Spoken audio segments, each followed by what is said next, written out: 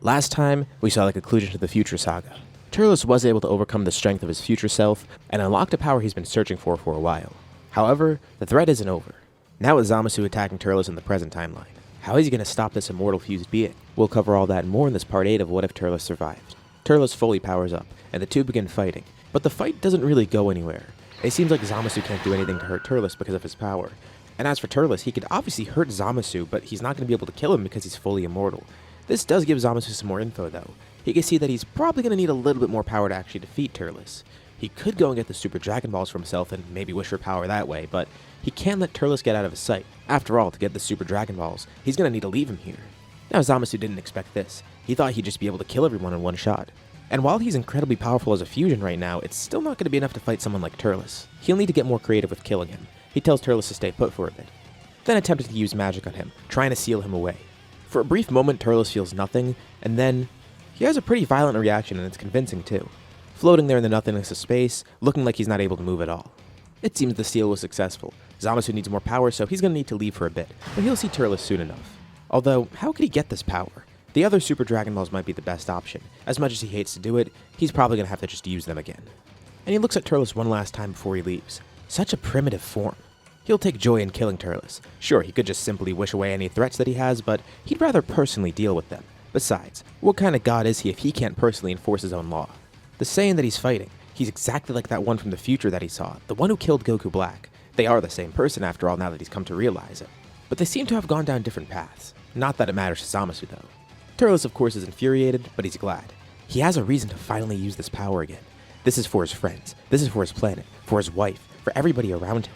He's surprisingly level-headed right now, and he does have a plan, but he plays it up for Zamasu. He tells him that he doesn't care about his immortality. He'll use so much power that it'll kill Zamasu regardless.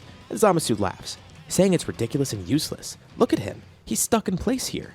Zamasu already sealed him away. Sure, he might not have the raw power to defeat Turles, but he already has his own magic, and he'll have that raw power soon enough. And besides, he's immortal. But Turles tries to be as annoying as possible for Zamasu, and he plays it up too. He acts like he's even losing control of himself, but it's all an act. He just wants Zamasu off guard. And to Zamasu, it looks like Turles can't do anything at the moment. But Zamasu tells him to stay put. He'll be back soon enough. As Zamasu then vanishes from sight. Turles then easily breaks free of the seal. He was only acting like he was cornered, and clearly he wasn't. That seal wasn't going to be strong enough to hold him. But it was a good plan because now, Turles is alone to do whatever he wants, and Zamasu thinks that he's stuck in place like that. Now, he still is concerned because Zamasu is now going to get the Super Dragon Balls, it seems like. But if they continued fighting like that, he wouldn't have gotten anywhere anyways. However, now that he's alone, he does have a really good plan, and that's why he's so level-headed here. He thought of this and he thinks that it might be able to fix everything. All he needs to do is simply go to Namek and get the Dragon Balls there. And with Zamasu now gone from this universe, trying to get the Super Dragon Balls for himself, it's even better because that means Namek's completely free of him. But he has to work really quickly. Although, there is one issue, he doesn't really have a way to get to Namek right now. There's no spaceship for him, he can't teleport there, and he doesn't really know the direction. But he does hear a voice in his head. It's King Kai. King Kai's flipping out right now. And this is really strange to him. A few decades ago, he wouldn't have thought he would have been teaming up with someone like Turles. But now, he's the last hope not just for this universe, but for everything. Thankfully, Zamasu's plan was hasty and he was attacking the big targets. The Supreme Kais and Gods of Destruction, they're all dead. But the Kaya weren't of any concern to him. And this is strange for King Kai because from what he knows, Zamasu started out as a North Kaio too. But he tries to lighten the mood and tells Turles not to worry. Unlike him, he's a good North Kai. Now, he has no way of getting Turles directly to Namek, but he could point him in the right direction. And Turles says that's perfectly fine. King Kai makes him turn into the general direction, and asks Turles if he's going to be able to get there. Sure, he has more than enough power. And this will be pretty fun for him. Intergalactic travel just using his power. This will be a fun test, and he thanks King Kai. Without him, everything would have been doomed.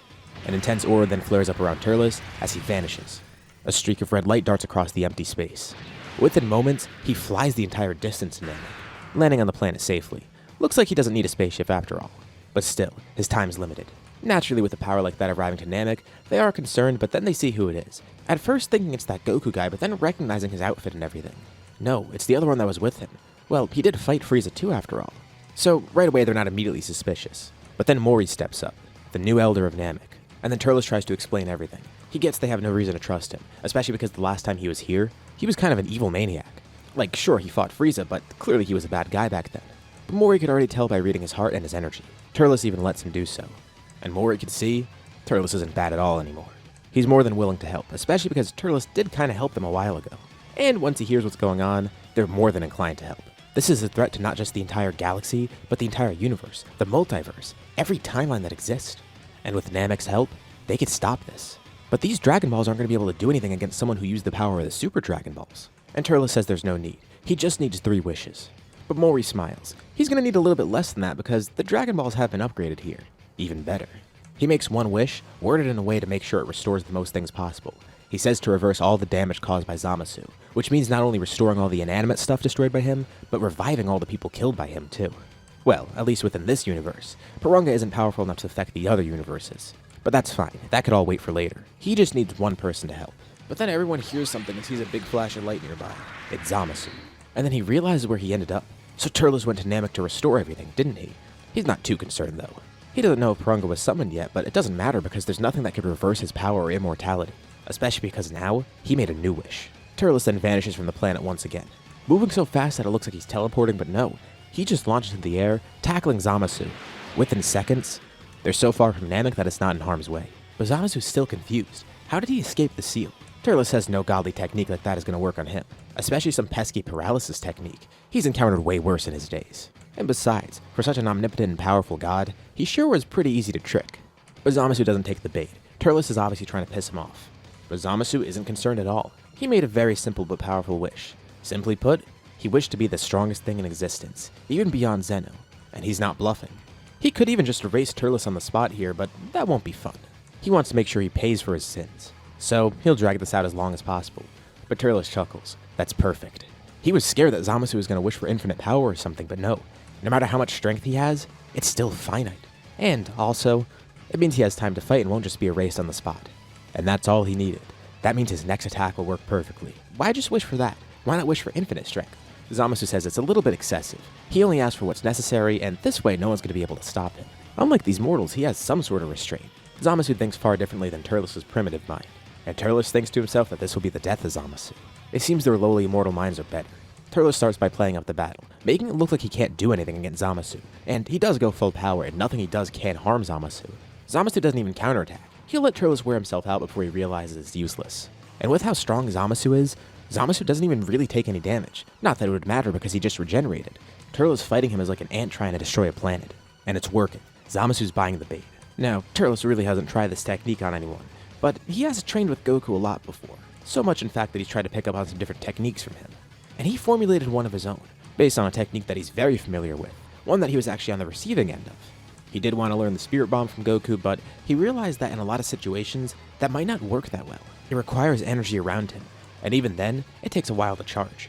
But he's come up with something much more fitting for his own power, and he finally gets to try it out against an enemy. He tells Zamasu he has one last thing that might work against him, but he's not sure if it will work. Although, deep down, he knows it will. He's just trying to make Zamasu think that it's not going to do anything. He learned this from his training with Goku, as well as his own research. He never did end up growing a Tree of Might for himself, but he did study the effects of the Tree of Might, and figured out how it actually draws out power from people. Well, at least somewhat. He didn't fully figure this out because otherwise he would have unlocked this new form right away.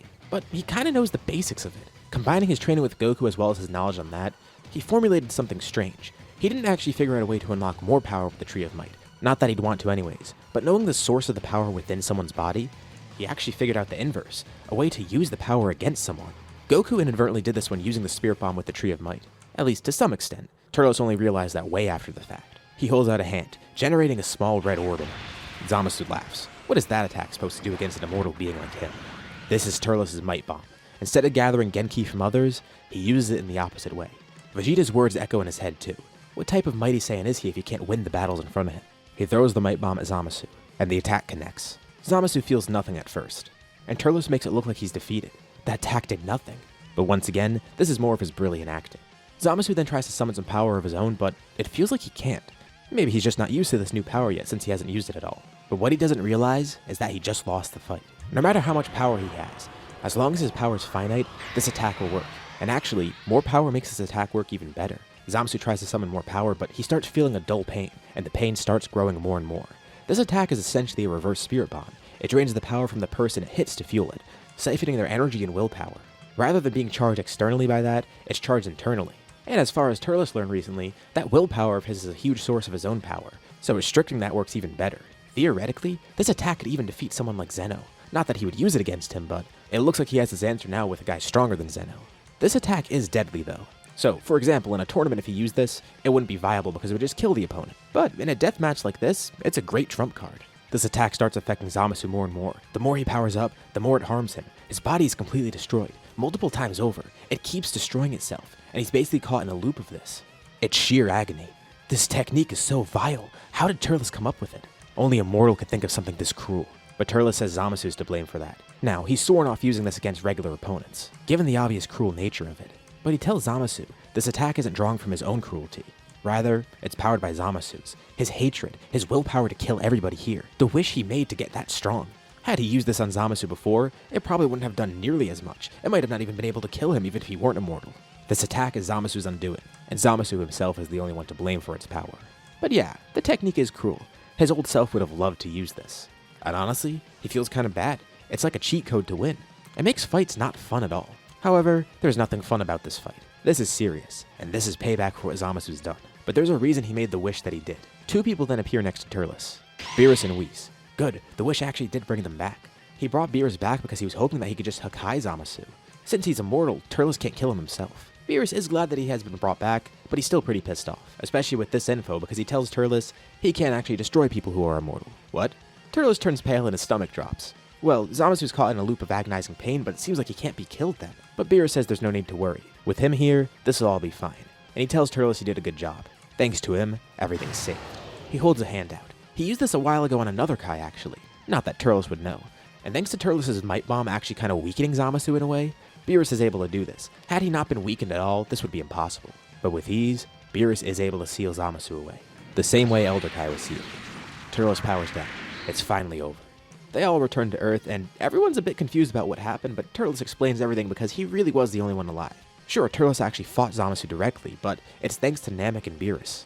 Without Namek, he wouldn't have been able to bring Beerus back, and without Beerus, Zamasu wouldn't have been sealed away. But Goku tells Turles he needs to give himself a lot more credit. Sure, maybe he didn't beat Zamasu on his own, but who would beat an immortal person like that anyways? With his own plans, it worked perfectly well. He didn't beat Zamasu physically. And Goku kinda jokes about this too. He might not be the mightiest physically against Zamasu, but he was the mightiest mentally. There's more to power than just raw strength, and with a brain like that, Turles might as well be the strongest thing in existence. Especially once Goku hears that he used the Might Bomb. He knew Turles swore it off, and only would use it in dire circumstances like this. There's no fun in it, there's no honor in it. But against an opponent like that, it's perfect, and completely deserved. A ship then lands on the planet. It's Jocko. Turles panics and tries to hide, but Jocko calls him out. He tells Turles it's pointless to hide, especially because Tights and Bulma told him everything. Wait, what? His own wife ratted him out? And Jocko says he doesn't need to worry. The Galactic Patrol had already found Turles here. Especially after all these fights, he was pretty easy to track. They just couldn't stop him in their own way. But Tights and Bulma tried to get Jocko to pull some strings, and especially after him basically just saving the entire multiverse here, they were putting in a really good word for him. And Jocko says he has no need to worry about that bounty anymore. Not like they could do anything against him anyways. And you could tell that Turles avoided the Galactic Patrol not because he was scared of them, but scared of what he would do to them, knowing that they were completely outmatched. Consider this community service for all the crimes he's committed in the past. And he's a bit shocked for a second, but laughs, exactly as expected of Tights. He might have just saved the universe, but she just saved him. He's pretty lucky to have her. And with that, we'll leave off here for now. What'd you guys think about this part? What's going to happen next time in the finale? Leave your thoughts in the comments below. I'd love to see what you guys think. As usual, be sure to drop a like and subscribe if you haven't already. It really does help out the channel and shows me you want to see more like this. Anyways, thank you all for watching, and I'll see you all in my next video.